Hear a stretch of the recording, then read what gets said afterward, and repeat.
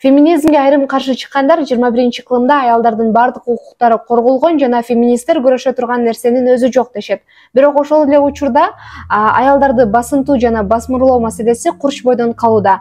Келиңиз, аялдардын өз укугу үчүн күрөшү эмне үчүн дагы деле актуалдуу экендигин чечмелеп көрөбүз. Биз көп уккан, балким өзүбүз же курбубуз же туугандарыбыз туш болгон ала качууну алалы. Ала качуу бул кызды анын макулдугусуз үй бүлөсүнөн урдап кетип зордуктоо. Андан соң кылмышкер катары саналган күйөөсүнүн үйүндө жашап, үй тиричилигин жасоого жана анын туугандарына кызмат кылууга мажбурлоо. Азыр деле ата-энелер ич-ара сүйлөшүп, чечим кабыл алып, балдарын баш коштурган учурлар бар. Мындайда кыздын макулдугун, анын максатын, пландарын эч ким сурабайт. Ата-энелер кызга турмушка чыгуудан башка жол калтырышпайт. Бул анын укугун тепселөө жана басынтуу болуп эсептелинет. Мындан сырткары айрым өлкөлөрдө дагы деле намыстанып өлтүрүү колдонулат. Жүрүм-туруму менен үй бүлөсүн уяткарды деген тууган урук аялды өлтүргөнгө чейин барышат.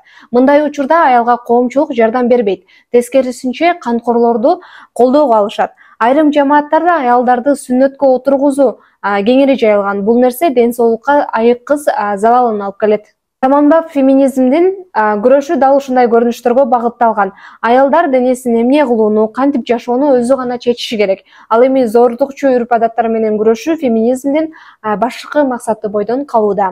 Ооба, айрым өлкөлөрдө мындай үрп-адаттар аябай аз же дээрлик жок болушу мүмкүн. Бирок адам укуктары мыйзамдык корголгон дешкен менен аялдарды тымызын басмырлоо дагы деле бар. Мисалы, аялдарды жумушка алып жатканда кантип кемсинтишерин карап көрөлү. Аялдын балдары бар болсо, аны ишке алуудан баш тартышат. Анткени мындай аял жумуштагы милдетин так аткара албай калышы мүмкүн деп эсептешет. Ошондой эле бирдей тажрыйбасы бар жана окшош жумушту аткарган аял менен эркектин маянасындагы айырма 30% түзөт.